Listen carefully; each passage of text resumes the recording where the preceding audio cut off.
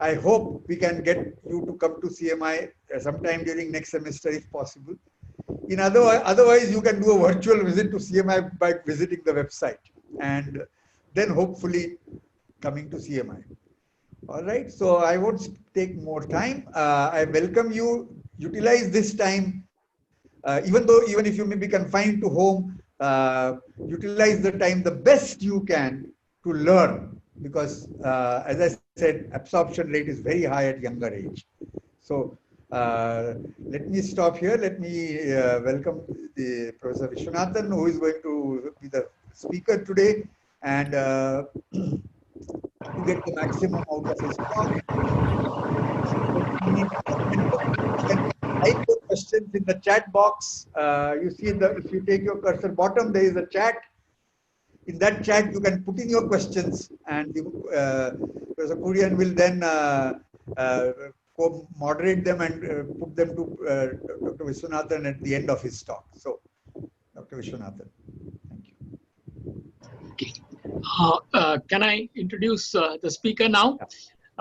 Professor Viswanathan, I'm very happy that he is going to give us and inaugurate our entire series this year. He worked in IGCAR earlier, and he was a professor of chemistry in IISER Mohali. And I have had the good fortune of listening to him. He is a wonderful speaker, as you will know. And he has won the Best Teacher Award in IISER and very popular with students. And it's a very interesting topic.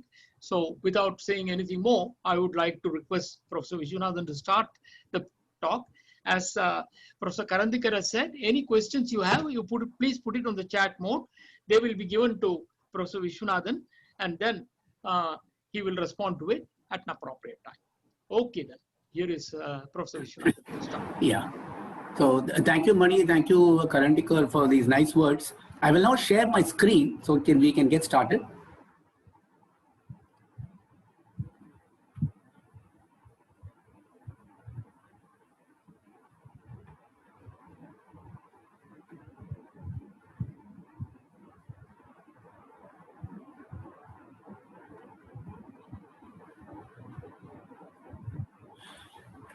Yeah, can you see the title page of my talk? Yes, sir. Yes, sir. Go ahead. Okay. Thank you. Yeah, thank you, Professor Mani. Thank you, Professor Karandikar. It's a great pleasure and an honor for me to be here talking at your in your program. And as Mani said, as also Karandikar said, it's one thing to talk to you all in person and have eye contact and see how the talk is going. Whereas here, I'm basically looking at a computer monitor and giving the talk.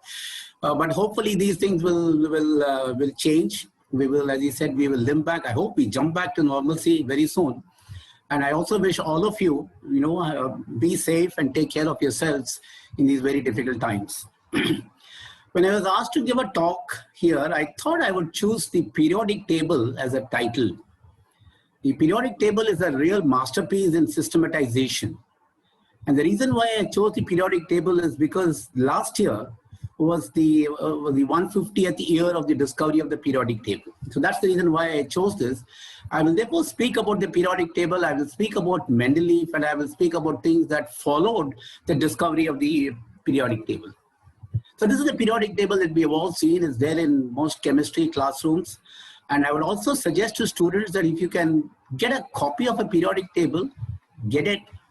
Don't try to memorize it, because that's not chemistry. Don't try to memorize it, but paste it on a wall in front of your study table so that every now and then you keep looking at it, and slowly you will find the whole thing will get etched in your memory. And then you can use the periodic table basically to start guessing properties and start guessing much of the chemistry that follows. So don't try to memorize it, just paste it and keep just staring at it if you have nothing else to do. And you will find that slowly you will start imbibing the periodic table into yourself. The periodic table was born in 1869. The year 2019, therefore, coincided with the 150th anniversary of Mendeleev's periodic table, which he published in 1869. So last year was actually celebrated as the 150th year. There were many schools, colleges, universities, and research institutions that had programs to commemorate this event, the 150th anniversary of Mendeleev's periodic table. And you will see that Mendeleev's publication of the periodic table was a huge revolution in chemistry at that point in time, and we will see why and how. The United Nations General Assembly proclaimed last year as the International Year of the Periodic Table of Chemical Elements for the same reason. So you can therefore see that a lot of importance was given to this discovery, and it was acknowledged as being one of the revolutions in chemistry. Now, a little bit of history. Dmitry Ivanovich Mendeleev, who is the hero of our talk today, was born on February 8, 1834, near Tobolsk in a Siberian province. He was the 17th child of his parents. It was a pretty large family, really. He was the 17th child of his parents. And the parents, Ivan Mendeleev and Maria Dmitrievna Mendeleeva. The reason I'm even mentioning these names is because you will see that his mother had a huge influence in the academic growth of Mendeleev. Mendeleev didn't have a very easy childhood. It was very difficult because his father, by the time he was 10, his father had gone blind, lost his job, and by the time he was 13, he lost his father. His mother had to take over the business of the family, which again was gutted in fire, and therefore they were going through some real tough times.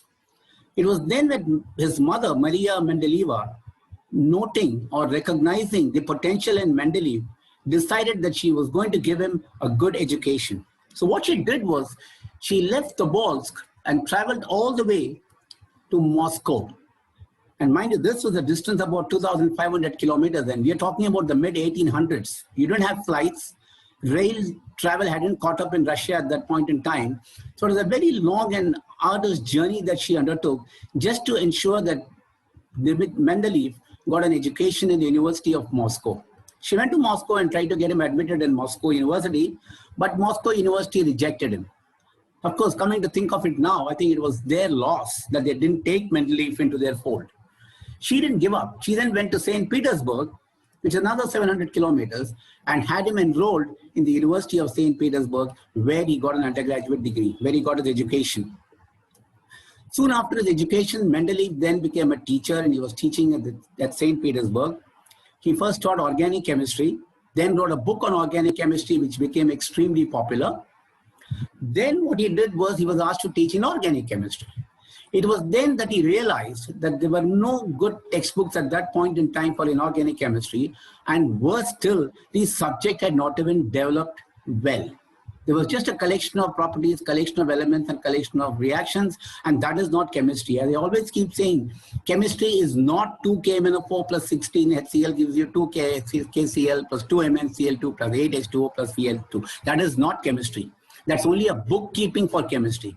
Chemistry really is the study of systematization, studying of why reactions work the way they do, how they do, what's the rate, and getting at the very basics of all these processes, and that is chemistry. So Mendeleev recognized that there was no proper systematization, and therefore he set for himself that there must be some way by which I can systematize it. And he was almost obsessed with the idea. In 1860, he participated in his first scientific conference held in Karlsruhe, Germany. It was at this conference that he met so many people who were also thinking on very similar lines. And this conference had a long-lasting influence on Mendeleev, because much of the conference was devoted to finding ways to systematize chemistry. In the times of Mendeleev, mind you, we only had about 56 elements.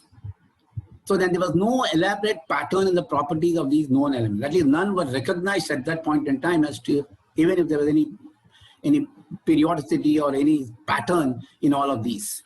But Mendeleev believed that there must be a pattern, and he believed that this pattern was waiting to be discovered.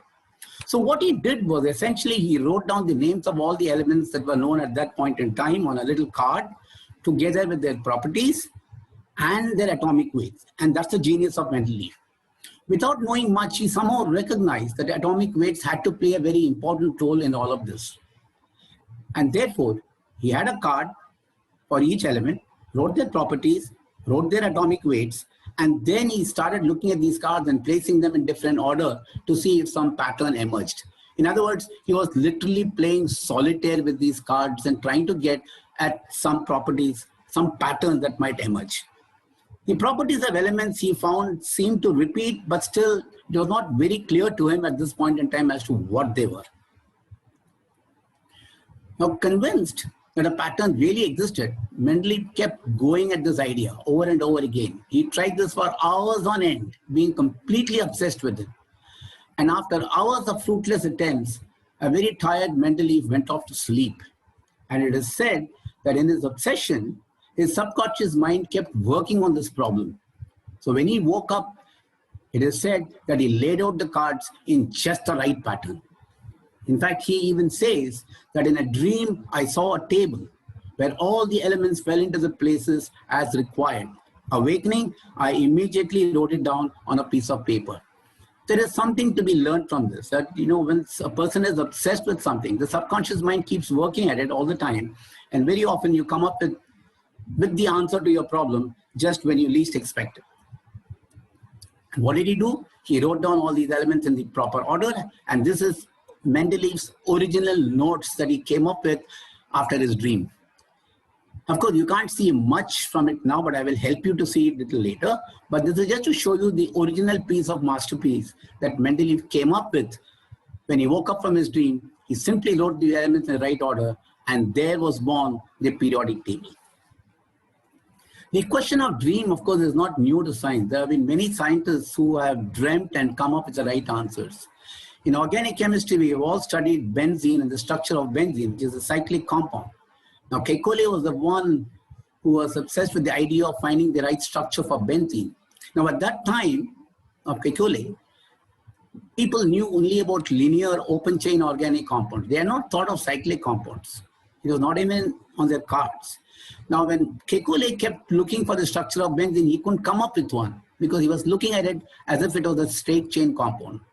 Being tired, he just dozed off, and in his sleep, it's believed that he saw a snake holding on to its tail. And then he jumped up and said, why can't my benzene be likewise, be a circular cyclic structure? And then, of course, the rest is history. We have the structure of benzene as is shown. And it was Kekulé who said, let us learn to dream. Maybe we shall find, perhaps we'll find the truth. In just about 2 weeks after he came up with the periodic table, the way he thought it out to be, Mendeleev presented his ideas at the Russian Chemical Society.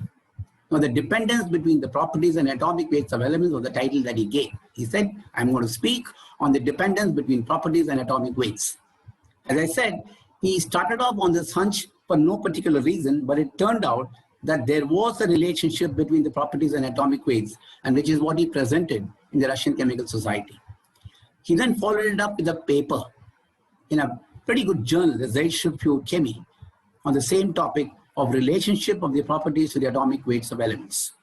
The periodic table, with all its power, was now unleashed onto the scientific community. This is what I showed you earlier, and I also accepted the fact that you can't see much out of it. So what I will do is to help you. We have retyped the whole thing so that you can now see what is happening. You can see that there is helium, there's hydrogen here.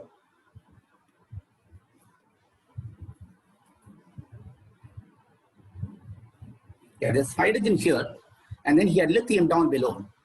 And then he goes on to put beryllium, boron, carbon, nitrogen, oxygen in a vertical table. In other words, Mendeleev had a periodic table that was running vertical, whereas the periodic table as we know it today runs from left to right. But doesn't matter which way you put it, the periodicity is there for you to see. So after lithium, he had sodium coming right next to it. And we know today that so lithium is actually above sodium in the periodic table. So he got that right. And then he went on to have magnesium, aluminum, and so on. But then once he came to calcium, then he had to start up there, because these were the D block elements as we know today, but he had to put it up there so that the zinc and other things, zinc and arsenic and selenium, would be in the rightful places.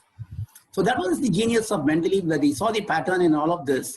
And not only that, he left places which were blank, because these were elements that were waiting to be discovered, and Mendeleev recognized that, as we will see shortly. So this was the table that Mendeleev came up with, and you can see that the periodicity is pretty much explained in all of this. Usually when you have a new idea like this, it's a very revolutionary idea, it is never accepted. Now science has plenty of examples where a new revolutionary idea is generally ridiculed and dismissed to begin with. That's very, very common. When somebody has a new idea, it's ridiculed, and when the person still goes at it, it is then opposed. If he still goes at it, then it is examined and accepted, and then finally comes glorification. So this is the usual route that great discoverers see. Ridicule, opposition, acceptance, and glorification. But Mendeleev didn't have to go through all of that. His idea was almost immediately accepted. And why was that? It was simply because he was lucky to have proposed it at the right time. See, new discoveries, if they're too much ahead of their time, then they have a problem in getting accepted. But Mendeleev's discovery was not very much ahead of the time, and we will see why. The time was ripe for its acceptance, and the community also was prepared for its acceptance. And that is the reason why Mendeleev's periodic table got accepted without much of an opposition at that point in time. What do I mean by saying that people already were tuned to the idea? We know that Dobereiner had already proposed his law of triads. Now this got people to thinking that there must be some method in all the madness of chemistry. For example, you have lithium, sodium, and potassium, which Dobereiner said forms a triad. So you have lithium, and so with 6.94 atomic weight, potassium is 39.10, and we know that the properties of sodium is in between lithium and potassium. Lithium reacts with water, potassium reacts very vehemently with water, and sodium is somewhere in between. So the properties of sodium is sort of an average between lithium and potassium. It turns out that the atomic weight of sodium is also close to the arithmetic mean of lithium and potassium. The arithmetic mean of these two lithium and potassium is 23.02, whereas the atomic weight of sodium, the real atomic weight of sodium is 22.99. So it was basically an arithmetic mean of the two. Likewise, you had calcium, strontium, and barium. The atomic weight of strontium is close to the arithmetic mean. 88.71 is the mean, and strontium is very close to that. And the properties of strontium is also, in some ways, an average of the properties of calcium and barium. The third triad he mentioned was chlorine, bromine, and iodine. Chlorine, 35.45. Iodine, 126.90. Arithmetic mean is 81. Bromine is 80. Atomic weight is 79.9. And therefore, you see that these triads worked. But only a few triads work. For example, chlorine, bromine, and iodine would work. But fluorine, chlorine, and bromine would not work. And Dobereiner had no explanation as to why it didn't work in those cases. But we know why they don't work in these cases, because of the intervening D elements in between chlorine and bromine. So there were a limited examples that Dobereiner proposed as triads, which had the systematization initiated. And that's the reason why people were already thinking in terms of getting these periodicities. Newlands also at that time had published his table and proposed what we now know as the law of octaves.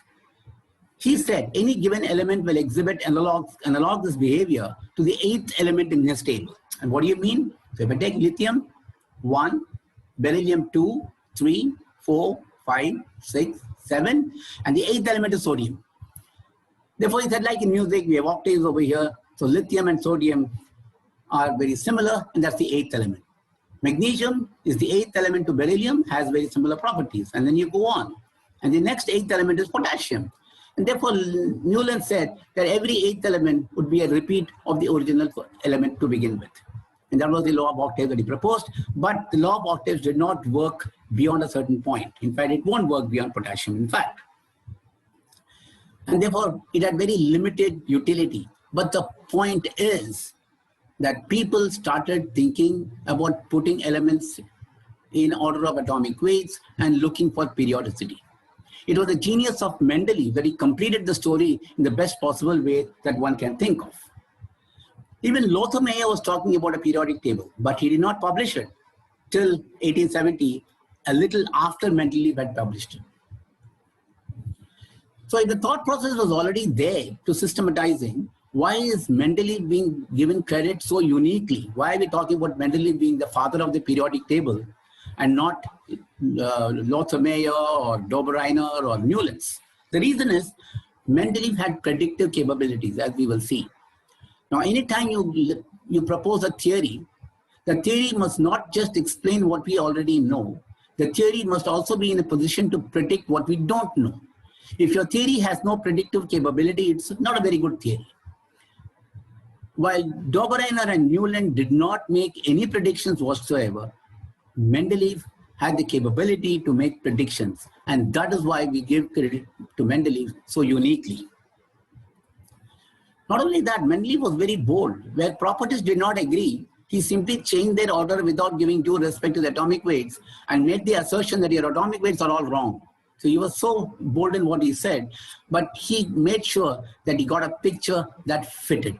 Today we know that all of Mendeleev's assertions were right, but maybe for the wrong reasons, but his conclusions were right. And we will see that as we go along.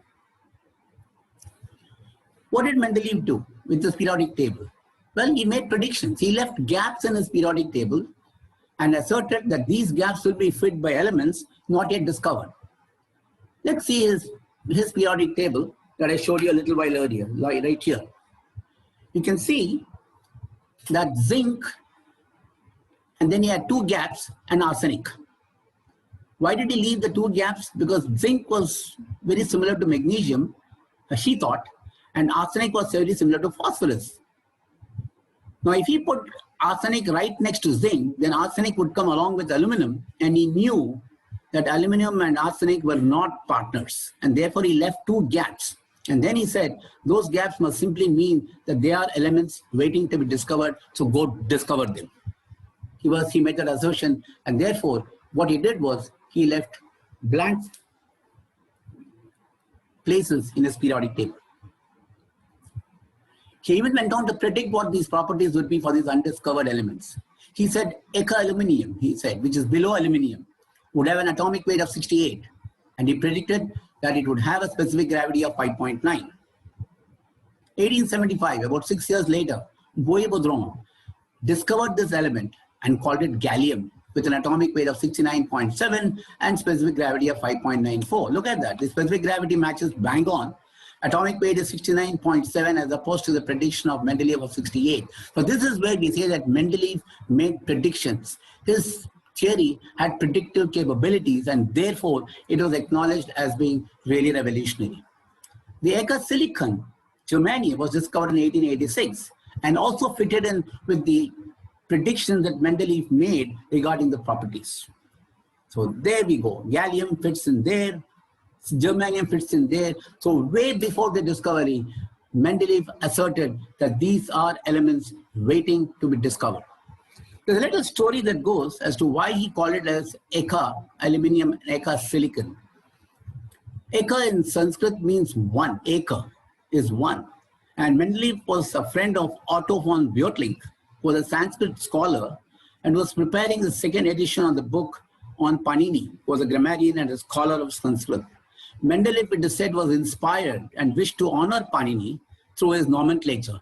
So it is not Eka aluminium, it is Eka aluminium. Why Eka? It is one step below Eka aluminium and Eka silicon. And that is the way he was honoring Panini, whom he was very impressed with and was very inspired by it through his friendship with Otto von Gutenberg. The other thing that Mendeleev did was the following. In cases where properties didn't match, he simply altered their positions. Take tellurium and iodine. Iodine has an atomic weight of 126.9, which is less than the atomic weight of tellurium, which is 127.6. So really speaking, iodine should have come here and tellurium should have gone behind. But then in that case, tellurium and bromine should have similar properties, but Mendeleev knew that tellurium and bromine did not have similar properties. Tellurium compared better with selenium and iodine compared better with bromine. And therefore he said, the atomic weights that you guys have got is all wrong, and therefore it should be tellurium first and iodine later.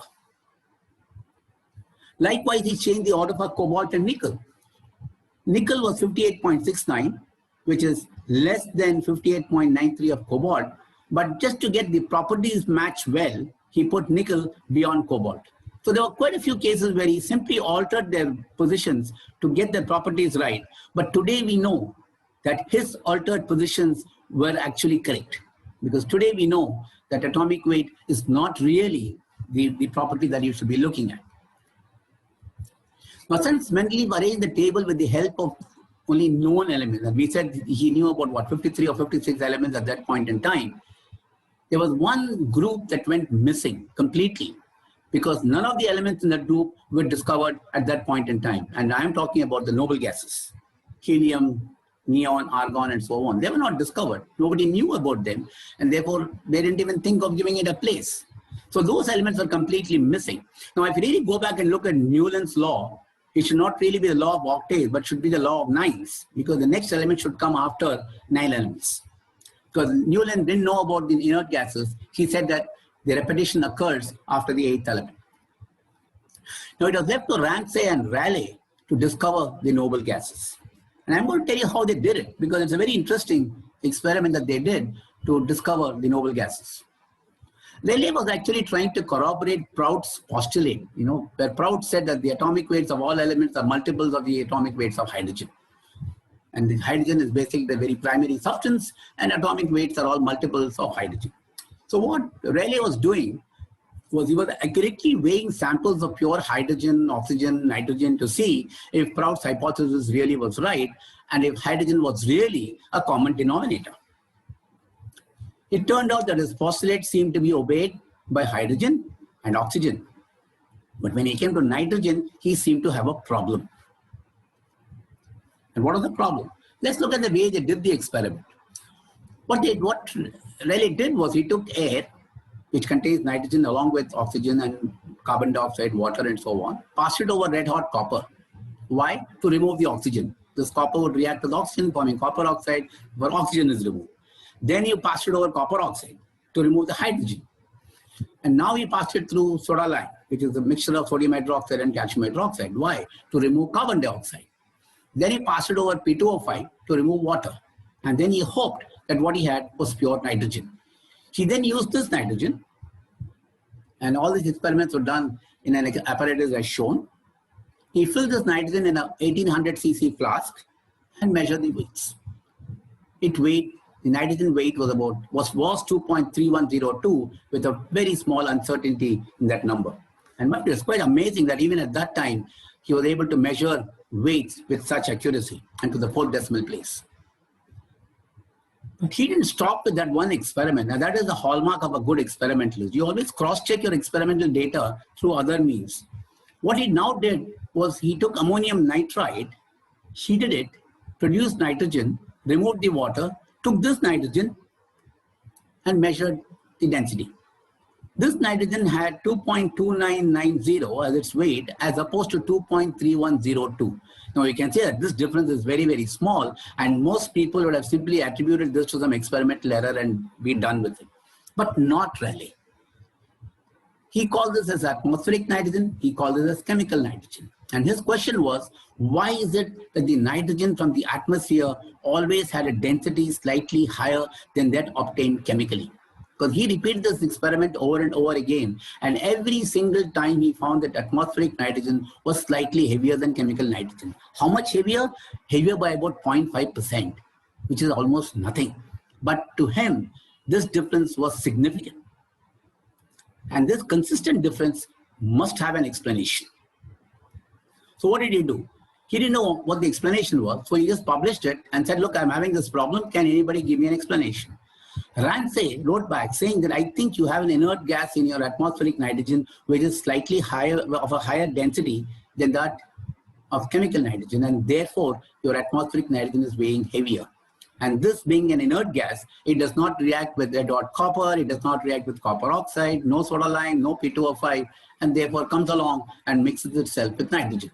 So he said it is quite possible that you have an inert gas in atmospheric nitrogen. And look at these laboratories that they were using. There was no expensive equipment or thereabout. They were all working in some shacks or little garages with very, very primitive instruments, but still making very seminal and very revolutionary breakthroughs in chemistry. So the next question they asked themselves was, they got together and said, well, if you think there is a heavier gas, which is inert in nitrogen, can we isolate this unknown gas? That's the next question, because till you isolate and show it, what you say is only a hypothesis, it's not a proof. So the question was, how do I isolate this inert gas from nitrogen? Because nitrogen itself is inert, it doesn't react with many things. And therefore, how do I remove one inert gas from another inert gas? Well, nitrogen is inert, but not terribly inert. So what they did was they collaborated and they said, let's remove nitrogen from the air in two different ways. Rayleigh said, what I will do is I will create a spark in air, and this spark will convert nitrogen to nitrogen oxides with the oxygen present around. So I will take N2, spark it, and produce oxides of nitrogen. Then I will remove the oxides of nitrogen by using potassium hydroxide. Now, if anything is left behind, then that must be the inert gas that we are looking for. This was an idea that was actually proposed by Cavendish, who was the discoverer of hydrogen. And that's the little jar which Rayleigh used in this experiment, which is kept in the museum in London. Now, Ramsay was doing something else. He said, I will take nitrogen, I will pass it over hot magnesium, thus converting the nitrogen into a nitride and leaving behind the inert gas if there is one. So let's see if we can isolate the inert gas by these techniques. So each one did it in his own different way. And they said, let's compare notes later on. So finally, on August 4th, 1894, Ramsay calls up Rayleigh and says, I have isolated the gas. 2 days later, Rayleigh was using the spark method, said, I believe I too have isolated the gas, and thus the inert gas was discovered. Now, since this gas did not react even with hot magnesium, nor was reacting in the spark, they realized it must be completely inert and suggested that a new group be provided for it in the periodic table. So they opened up the periodic table with a new group, the group 18, and said, let's give it the position for the inert gases. Now, Rayleigh and Ramsay presented their findings of the inert gas to the British Association in 1894. The chairman of the meeting, Professor Henry Maiden, proposed the name argon to this inert gas, argon meaning idle. And since this was not reacting, they said it's idle, so let's call it argon, and hence argon was discovered. The family of inert gases was discovered, and they proposed that a new group be added to the periodic table. There was initial skepticism on their discovery, and the discovery was not accepted easily, as I said before.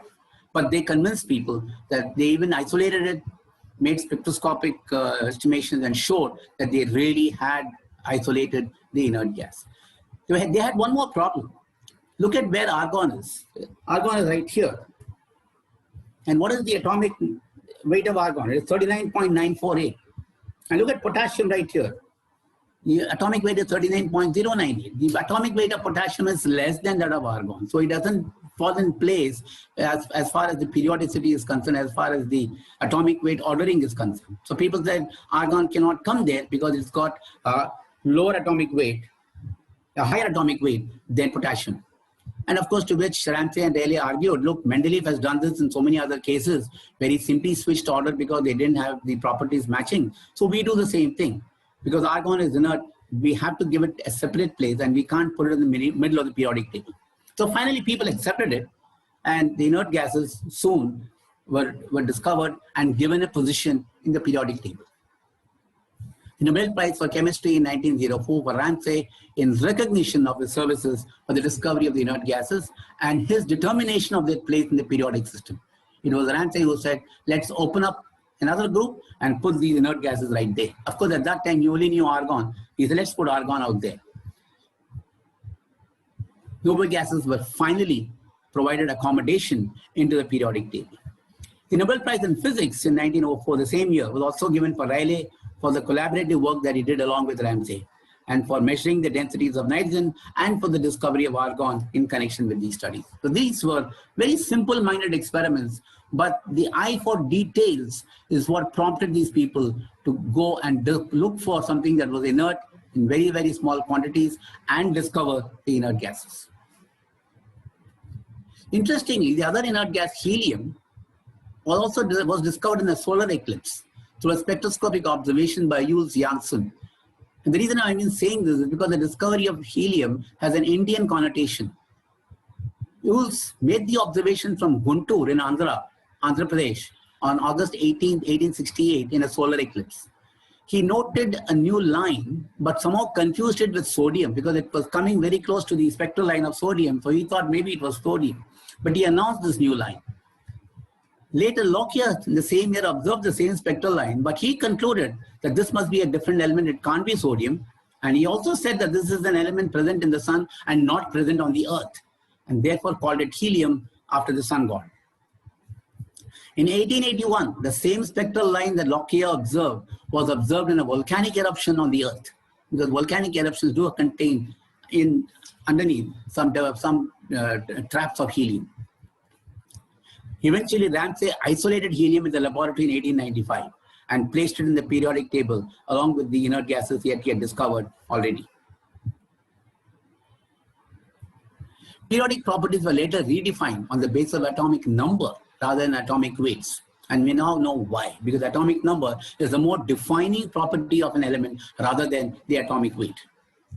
And this was chiefly made possible by the work of Moseley, Henry Moseley.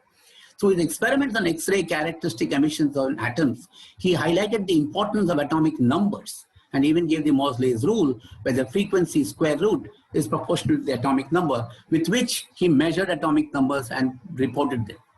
Now, Moseley's redefinition that the atomic property, that the properties must really be ordered as per atomic number and not atomic weight, solved the problem everywhere. Tellurium and iodine came in the rightful places because the atomic number of iodine is more than tellurium. Nickel has an atomic number more than cobalt. Potassium has an atomic number more than argon. And therefore, they were actually sitting in the rightful places. Using atomic weights was simply fooling us because the atomic weights were not the defining properties. The atomic number was. So Mendeleev was right after all when he made all those flips. But he didn't make those flips for the right reason. He made it just because of the properties and said the atomic weights were wrong. But we now know that what Mendeleev did was right. And the reason why he was right is because atomic number was a defining property and not atomic weights. And that was Henry Moseley. But if you look at his lifespan, it's 1887 to 1915. He died at the age of 27. He was considered as a brilliant physicist, a brilliant experimental physicist, but he died at a very young age. And he died while in action in World War I in Turkey, where he was serving with the British Army as a telecommunication officer. What a waste of life due to the war.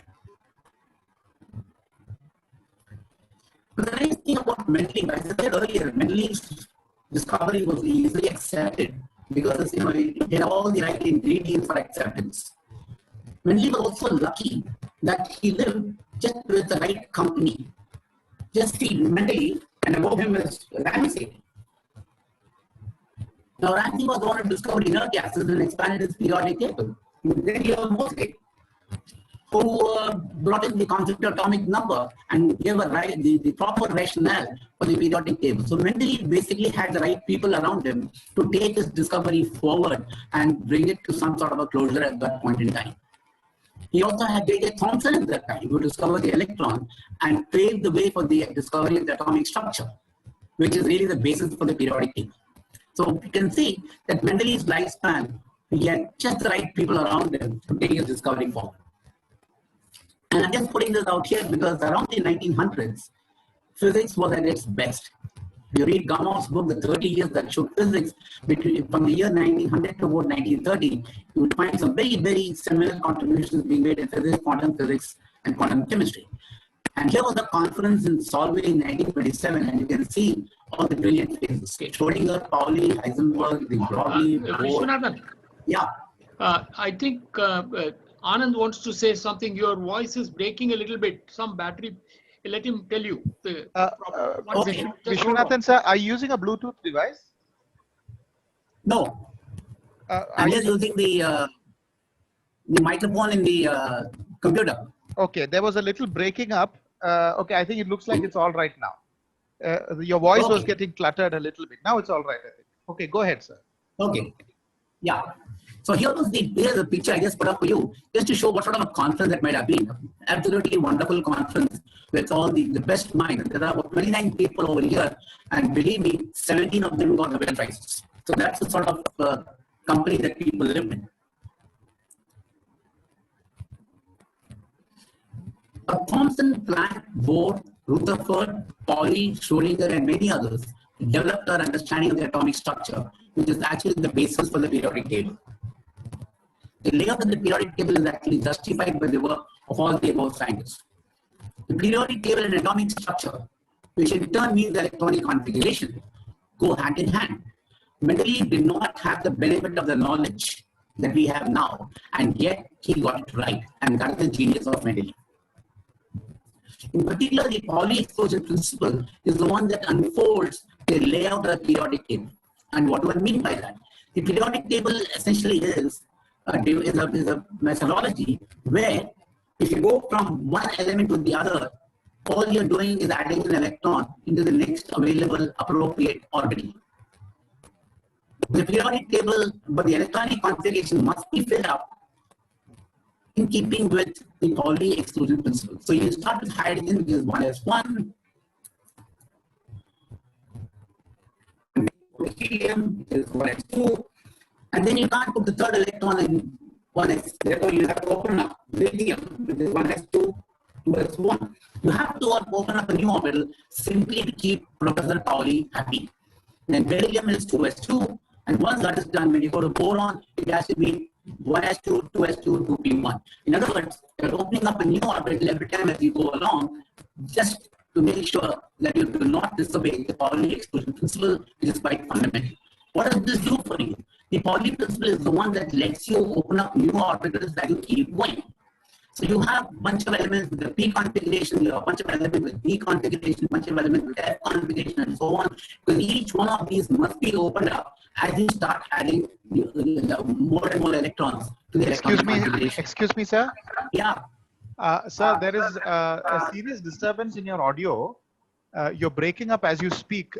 Could you just mute yourself and then unmute yourself? We just try.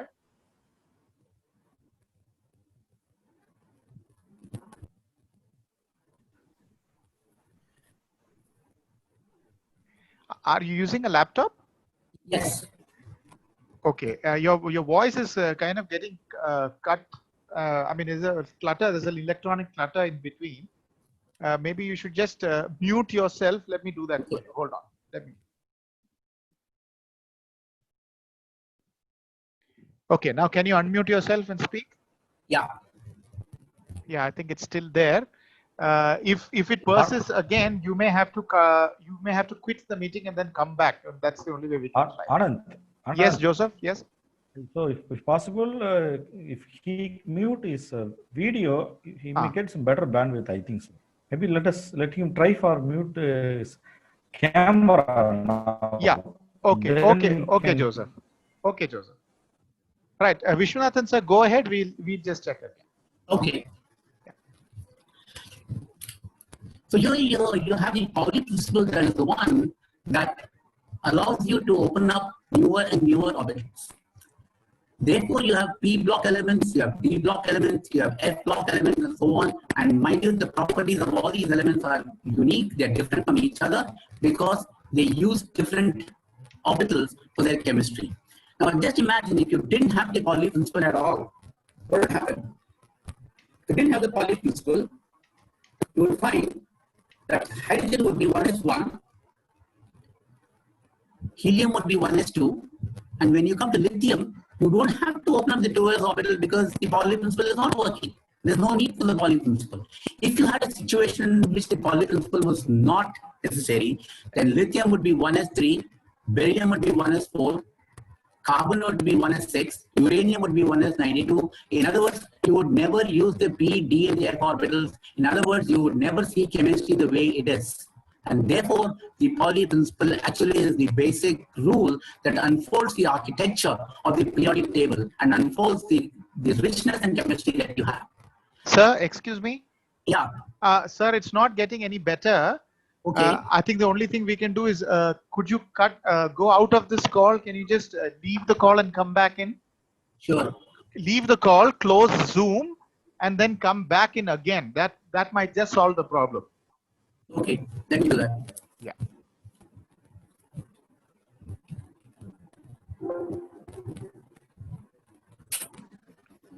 Once you come back in, I'll make you co-host again so that you can continue. Participants, please bear with us. We are sorry for this technical glitch. Please bear with us.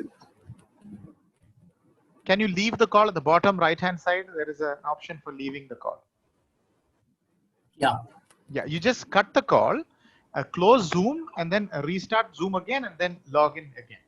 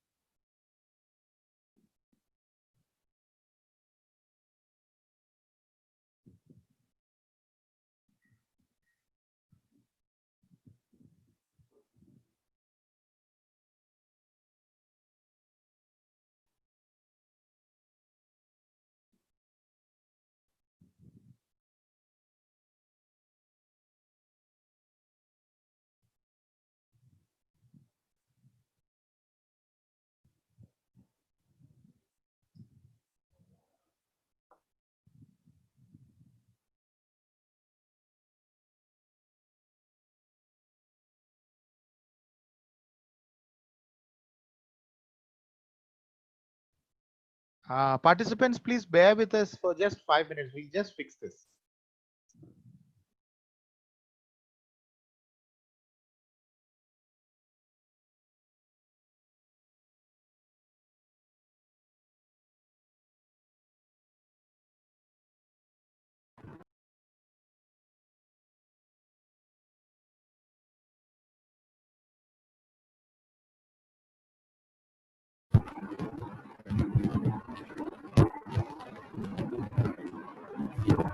Yeah. Can you hear me now? Sir, the problem is still persisting. Okay, what is happening? You're not able to hear me properly? No, that's right, sir. Your voice is getting cut, and it's getting your voice is breaking up. Oh. Could you speak? Maybe you can speak a little slower. It might be better. You can try that. Okay. You can go Yeah. ahead. You can go ahead, present your screen, and then do it. Anand, so yes, sir. if he switch off his camera and he talk, then I think it will be better. So, Okay. so All right. So, let us. Vishwanathan, sir, you go ahead and present your screen. Yeah, I have switched off my audio. That's better. Now it's better. Your audio is on, your video is off. Now you can present your screen. Go ahead and share your screen.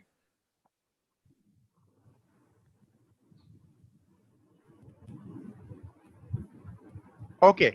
Vishwanathan, sir, go ahead. Yeah. Yeah, this is much better.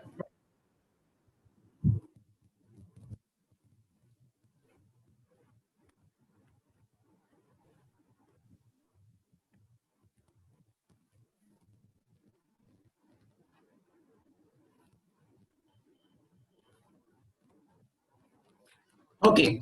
I think we are back on. Yeah, sir, but I would still suggest that you speak slightly slower. Slightly slower, it might be a little more better. Yeah, thank you. Okay. Yeah.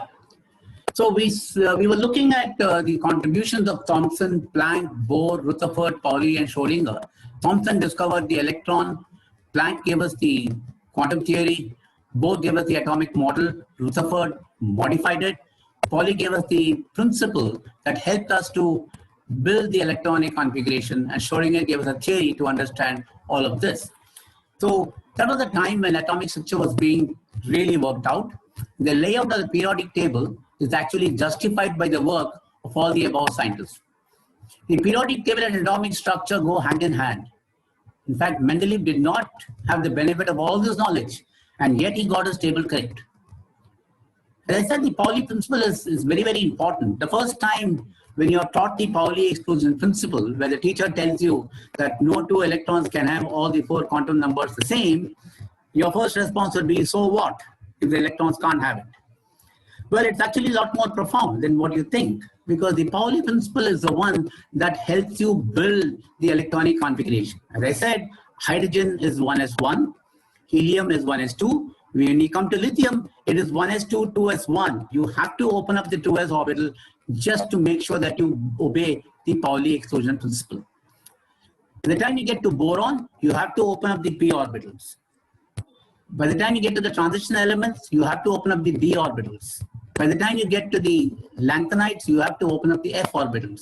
And all this happens only because the Pauli principle puts a restriction on the way you build your electronic configuration. Now, different elements have different properties simply because they all have the chemistry that is directed by the electronic configuration. P block elements have different chemistry from D block elements because the valence orbitals are different. F block elements have a different chemistry than the D block elements, simply because their valence orbitals are all very, very different. However, if you didn't have the Pauli principle, what would happen? You would simply have hydrogen being 1s1, helium would be 1s2, lithium would be 1s3, beryllium would be 1s4, and uranium would be 1s96. In other words, all the electrons would simply be hounding out in the s orbitals. There would be no variation in properties. Chemistry as we know it would not exist. The periodic table would not be the way it is right now. It would be one long column with all the s elements in them. In other words, it is the Pauli exclusion principle that decides or lays out the architecture of the periodic table. And that's the reason why the Pauli principle is extremely profound and very, very important in our understanding of the periodic table. The Nobel Prize eluded Mendeleev. However, he didn't get a Nobel Prize for what he did. In his home country, he was never elected as a full member of the Russian Academy of Sciences, but other countries honored him. He was elected Fellow of the Royal Society in London, which gave him the Davy Medal in 1882 and the Copley Medal in 1905. And more than that, element 101 has been named after him, which is Mendeleevium. What prompted Mendeleev to look for systematization in the first place? It was simply because he was a brilliant, dedicated, and a charismatic teacher. He realized that students were having a problem in rationalizing chemistry and believed that there must be a way to come up with systematization for a more effective teaching of chemistry, and hence the periodic table. It was his dedication as a teacher that basically prompted the discovery of the periodic table. Mendeleev died in February 1907 at the age of 73. The periodic table was discovered by Mendeleev. Ramsay and Rayleigh added one group to it, but there was another bunch headed by Glenn Seaborg who added an entire row of elements. For example, all these elements beyond uranium, starting from americium, curium, berkelium, and on top you have rutherfordium, dubnium, and so on, all the way up to element number 118, are all artificially synthesized elements in a reactor, in an accelerator. And Glenn Seaborg was a very important figure in the contribution that he made in expanding or extending the periodic table to what we know.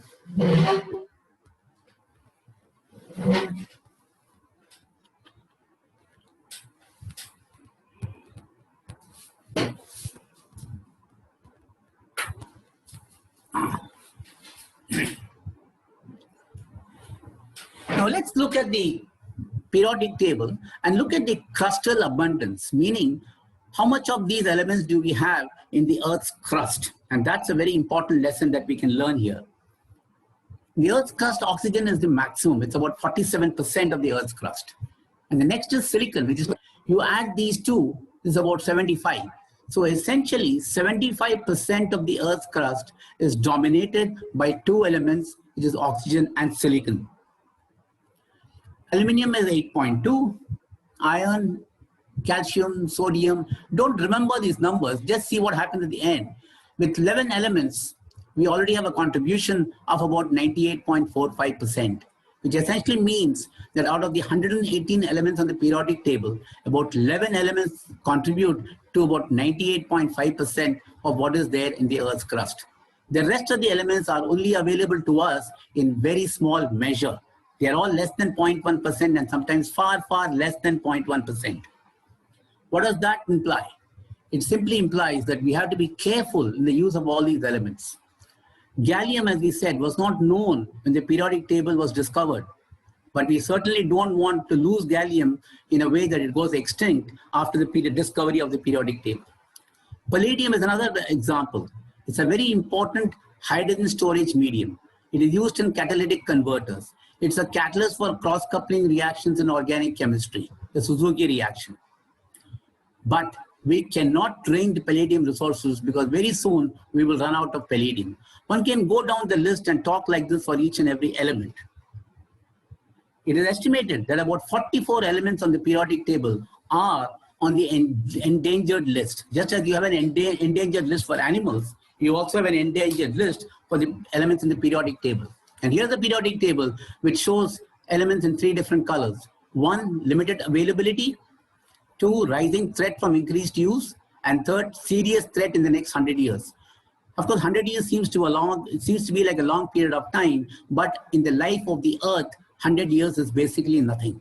In other words, what we are saying is that a good number of the elements in the periodic table might actually go extinct if we do not take care of it and use them carefully. In other words, if you're not careful, there might come a time when we will still have the periodic table, but not the elements anymore. And that is something that's quite dangerous. This is the newly designed periodic table. All we have done here is the D and F, which were shown as separate rows in the common periodic table, have been inserted. So you have a P block, you have a D block, you have a F block, and you have a G block. This is more informative in the way that the elements build up. But the problem with this table is it is too small. It's so, the elements are all laid out in such a way that you can't see any of them. The elements tend to become smaller and smaller in size in the font, and therefore this is rarely used because it is not easily usable. But this is very educative in the way that the elements build up as far as the electronic configuration is concerned. You will see that the G block has not even been started yet because we don't have elements which demand the use of the G orbitals. The heaviest element known till now is organoson at element 118, which is right here. And this is basically the heaviest element known as of now. If you get to element number 121, you probably will open up the G orbitals. And I'm waiting to see an element with G orbitals and its associated spectroscopy. Is there a limit on the highest atomic number possible? Now, there have been predictions that you cannot have element beyond a certain atomic weight, because then the electrons would have to move around the nucleus at velocities reaching the velocities of light or faster than the velocities of light so that they don't crash into the nucleus. But then these are all theories. Who knows? Newer theory might eventually develop which will help us to rationalize elements beyond all these numbers that we see now. I will close by saying what Mendeleev said. Mendeleev said that in science, it's a very contented, free, and joyful life that one experiences. And therefore, one fervently hopes that many would enter the portals of science because it's such a wonderful and a joyful experience. Thank you.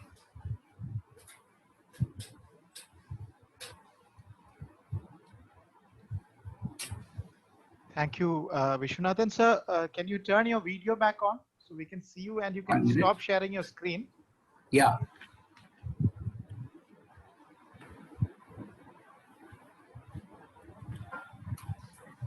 Thank you, Vishwanathan. And now I'm sure there will be questions which people would have put in the chat mode, and I will request Anand to present it to I'm Vishwanathan. sorry.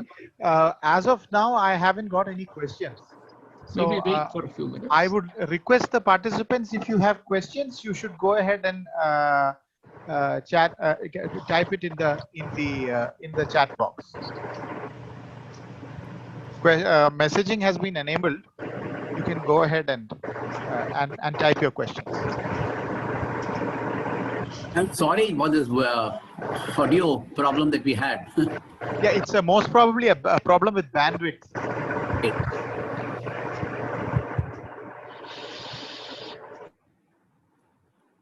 But once I disabled my video.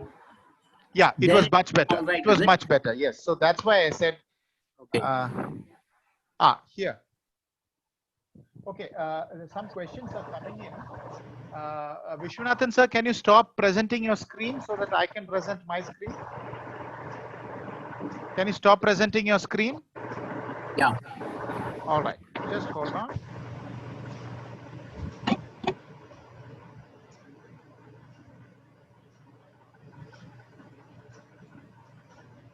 some questions are coming in. I'll just quote them.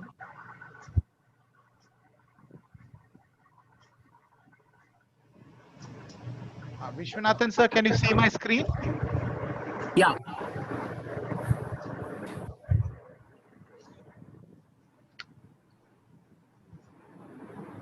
Yeah, is there a possibility to discover an element with atomic weight less than 1? No, not with the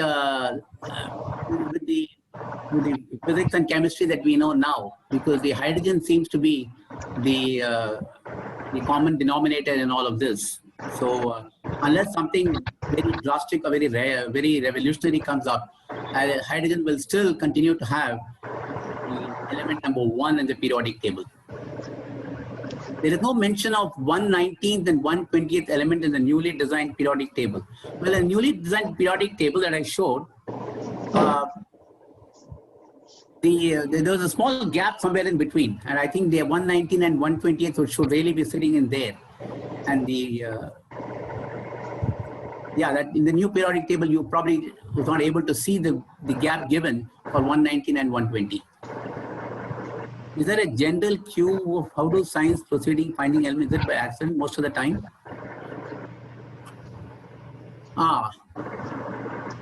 There are many things in science that you quite discover by accident. Even in the case of Ramsay and Rayleigh, they did not set out to discover the inert gases.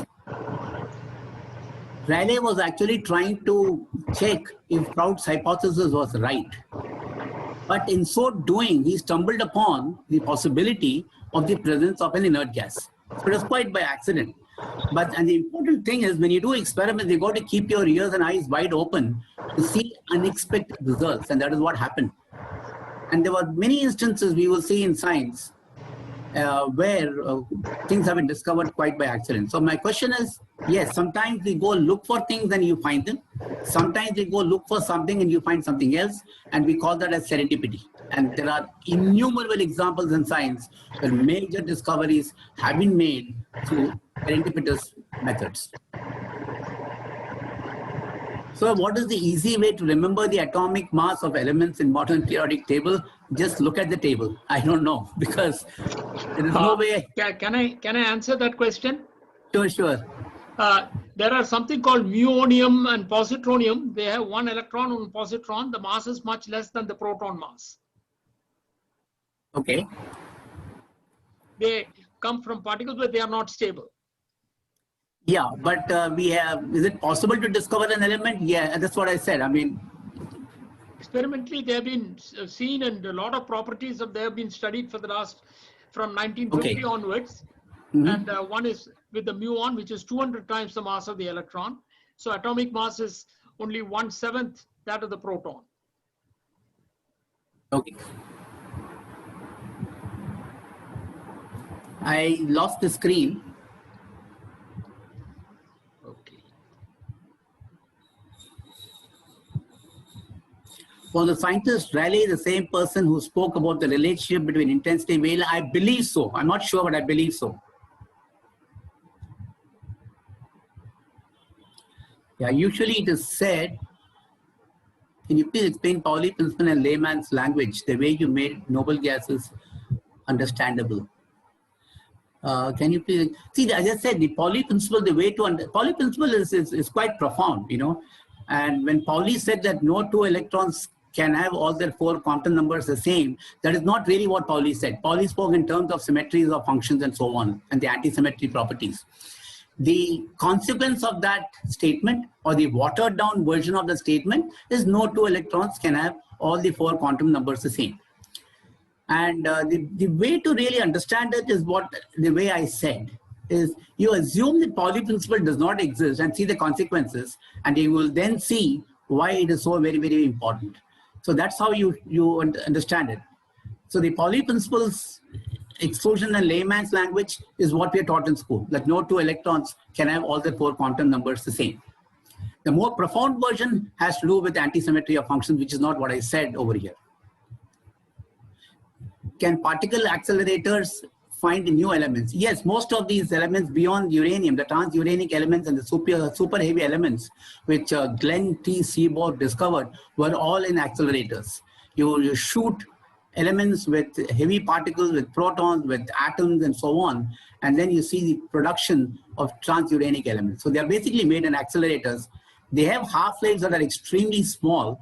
So it is not that you can collect them, put them in a bottle, and start studying them. You only find evidence for their presence, and then you report the production of such an element.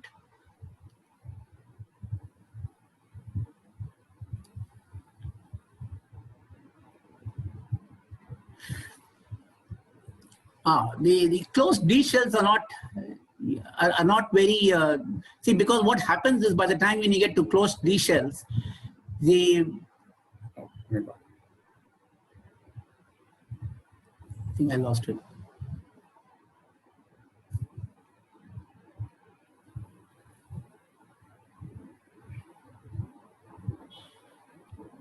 Sir, can you see the screen? Yes, now I see it. Yeah. Yeah.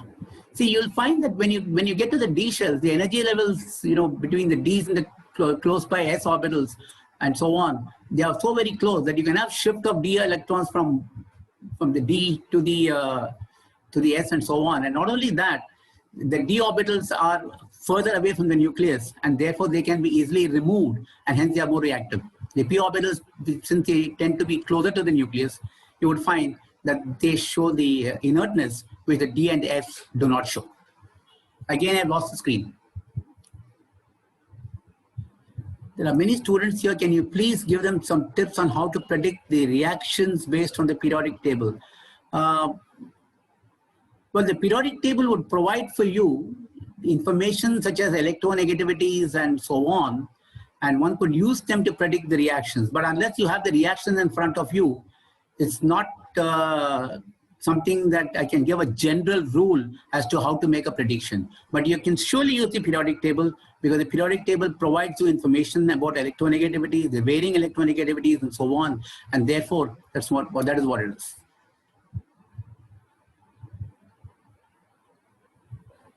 If the spin of the electron is not 1/2, but 3/2, well, as long as the electron has a spin, half integral spin, it would have to obey the Pauli exclusion principle. So if you had asked me the question, if the spin of the electron had been 1 or 0, would there be a difference? Yes, there would be a difference, because then the electrons would not obey the Pauli principle the way we know it. But as long as they have a spin of half integrals, like 1/2, 3/2, and 5/2, they would still have to obey the Pauli principle. And the details of the changes, I can't make a prediction, but their behavior would be very, very similar.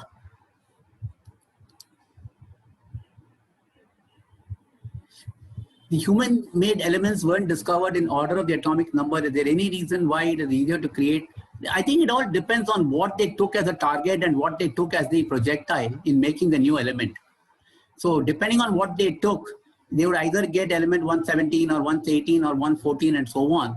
And then they would fill up their intermediate gap by choosing different elements and different projectiles. And that's how it goes. Yeah, the relativistic effects in the periodic table is quite important. By the time you get to the lower elements, the heavier elements, the relativistic effects become very, very important. And why is this the case? Because as you get closer and closer, you will find that the electrons have to go much faster around the nucleus just to prevent themselves from crashing at the nucleus. And this brings in relativistic effects because of their increased velocities. The yellow color of gold, why is mercury a liquid? The inert pair effects that you see are all consequences of the relativistic effects.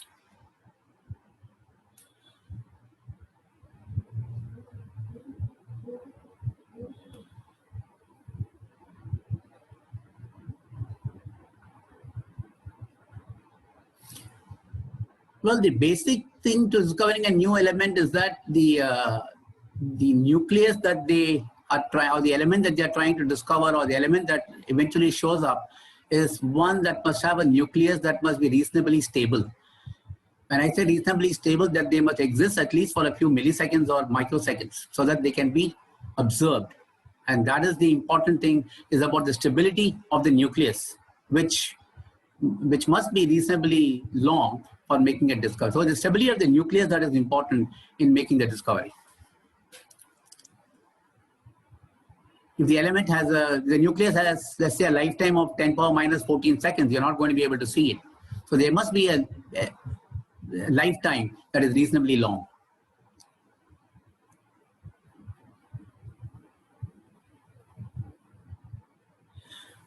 The reason why they say unknown chemical properties is because elements like nihonium, oganesson, tennessine, and so on were discovered in accelerators. Only a few atoms of these elements have been prepared, and their existence was seen by the decay process that they manifested. But to understand the chemical properties of these elements, you must have enough of them to take them to your lab and do an experiment. We haven't prepared large number of oganesson atoms, a large number of tennessine atoms to make a bulk sample out of them to be able to do chemistry. And that is the reason why they say unknown chemical properties. But you can probably make an estimate of what their properties would be by seeing in which group that they really fall. Well, there are a lot of good books on the periodic table. You have, J.D. Lee in inorganic chemistry. You have Atkins in physical chemistry and so on. And these are some good books. And I'll maybe send out a list to Mani sir, a list of books which you can then be passed on to all of you for these topics.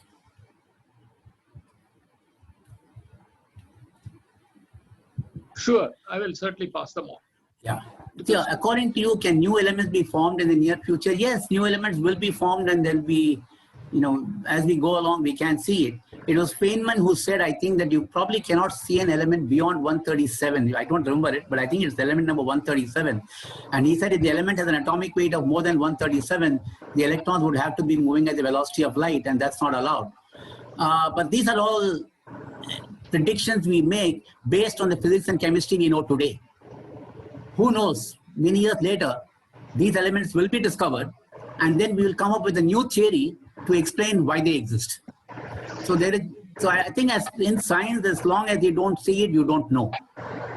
You can't make a statement saying that you can't see an element beyond 31, 37, and so on. Newer and newer elements will be discovered.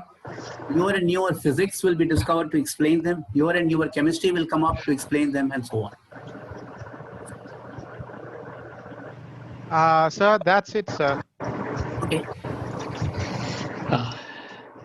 Okay. Thank you, Vishwanathan, for such a wonderful talk.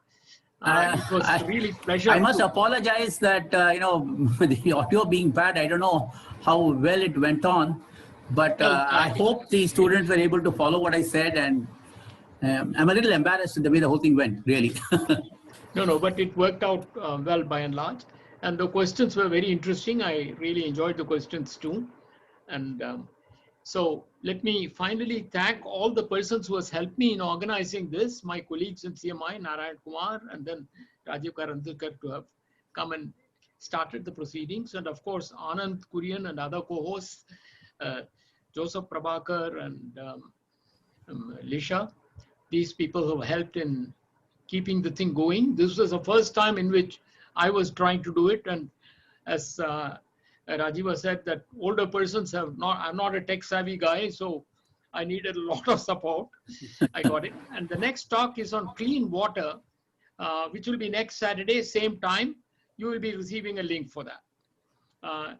It's going to be an interesting talk, which concerns all of us, and how do we get clean water, and what are the things we should be looking at.